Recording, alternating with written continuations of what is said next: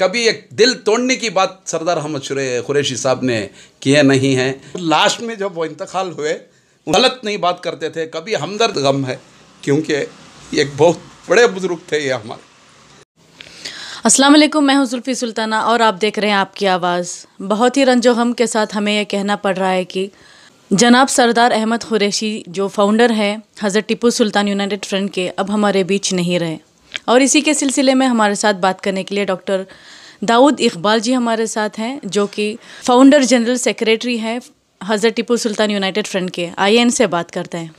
Sir, आपका हमारे channel में स्वागत है और आप हमारे व्यूअर्स को जनाब सरदार अहमद कुरैशी जी के बारे में बताइए। अस्सलाम वालेकुम रहमतुल्लाहि व बरकातहू।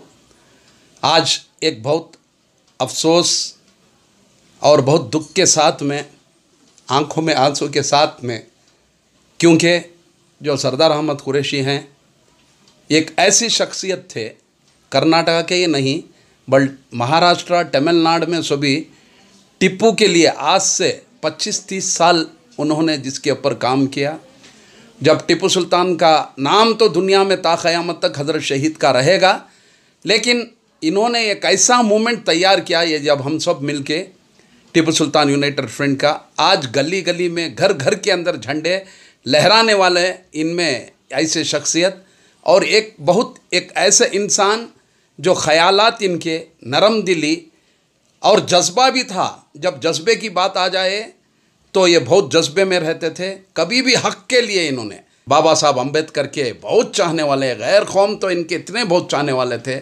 हमें सारे हज़रत टिप्पू सुल्तान यूनाइटेड फ्रंट और सारे जितने भी ऑर्गेनाइजेशंस बेंगलुरु के अंदर हैं, सबको भी एक बहुत बड़ा झटका लगा है और हमें बहुत अफसोस है, क्योंकि ऐसे आके एक मुजाहिद, एक हक़ के लिए और कोई भी एक इंसाफ के लड़ने वाले हमारे बीच में फिर वापस आने वाले ऐसे नहीं हैं।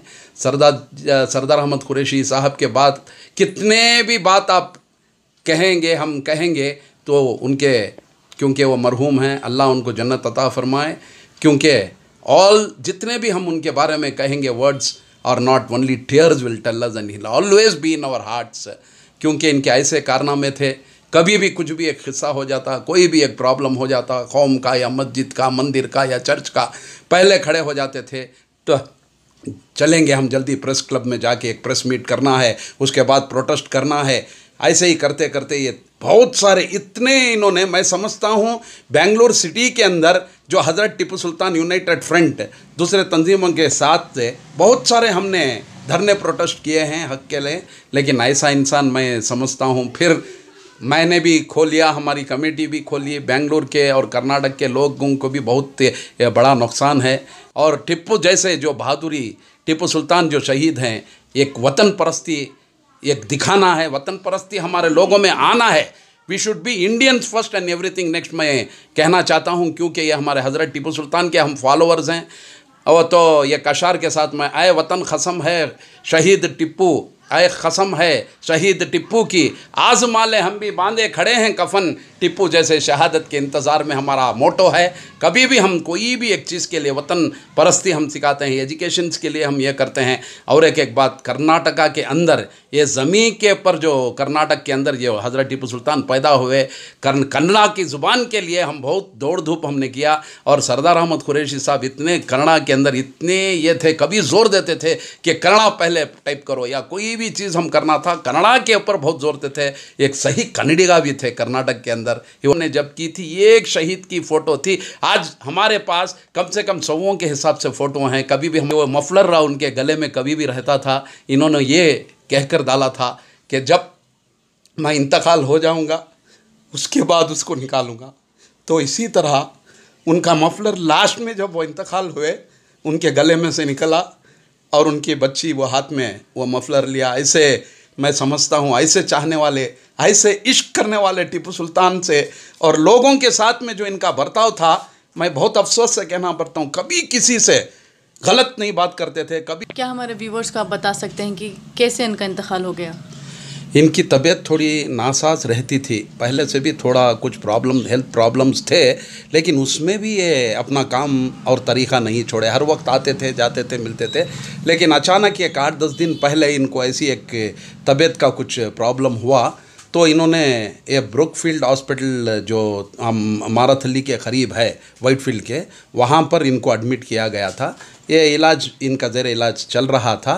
उसके बाद में किडनी फेलियर हो गई इनकी। उसके बाद में 1-2 डायलिसिस भी हुए।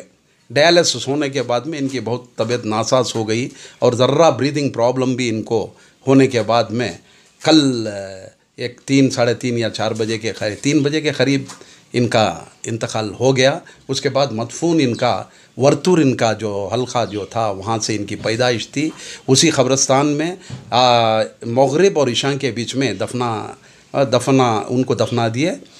तो आप हमारे व्यूअर्स को ये भी बताइए कि जैसे अब ये नहीं रहे तो अब इनके पोस्ट पे कौन आ जाएगा? अब इनके पोस्ट तो मेरे ख़्याल से कोई भी लेना नामुमकिन है। इंशाअल्लाह वो जो हमारी एक कमेटी है, जो भी हमारे कैडर्स हैं, जो इसके टीपू सुल्तान यूनाइटेड फ्रंट के कैडर्स बहुत सारे हैं थ्रू आउट कर्नाटक के अंदर, वो तय करेंगे कि किसे चुना जाए। क्योंकि इसके अंदर हमारे जो भी हैं बहुत सारे अलग अलग काम करने वाले हैं, तो वो तय उसके बाद में होगा कि कर्नाटका के अंदर से जितने भी हमारे बेंगलुरु सिटी के अंदर हैं, जो भी ये करके वो तय करेंगे, उसके ऊपर हम ये कर सकते हैं। बस इंशाअल्लाह सबसे दुआ की दरख्वास्त है कि आज हमारे पास ऐसे एक शख्सियत, we have lost a very great gentleman, he will always be in our hearts. और उसके बाद में मेरा ये लास्ट में ये कहना है कि इन्होंने जो झंडा उठाया था, हम सब मिलकर जो टीपू सुल्तान का जो झंडा हम उठाया था, हम जिस तरह से इनकी आत्मा या इनके रूह को सुकून मिलना हो, तो जैसे काम ये कर रहे थे साले साल या कोई भी हर एक चीज़ इनके नक्शे क़दम के ऊपर हम ज़रूर करने की हम कोशिश करेंगे। और इंशाअल्लाह ये जो चाहते थे इनकी रूह खुश करने के लिए मेरे तरफ से बहुत अफसोस है, गम है, मुझे बहुत गम है, क्योंकि एक बहुत बड़े बुज़ुर्ग थे ये हमारे, बहुत चाहने वाले हर एक को, मुझे नहीं हर एक को। तो इंशाअल्लाह इनके जो कुछ भी है ये मूवमेंट को ज़िंदा रखकर हज़रत Tipu Sultan flag will always be flying इंशाअल्लाह। तो हम दुआ करते हैं कि मरहूम को जन्नत मग़फ़िरत अता फ़रमाए। आप बने रहिए आपकी आवाज़ के साथ। मैं हूँ जुल्फ़ी।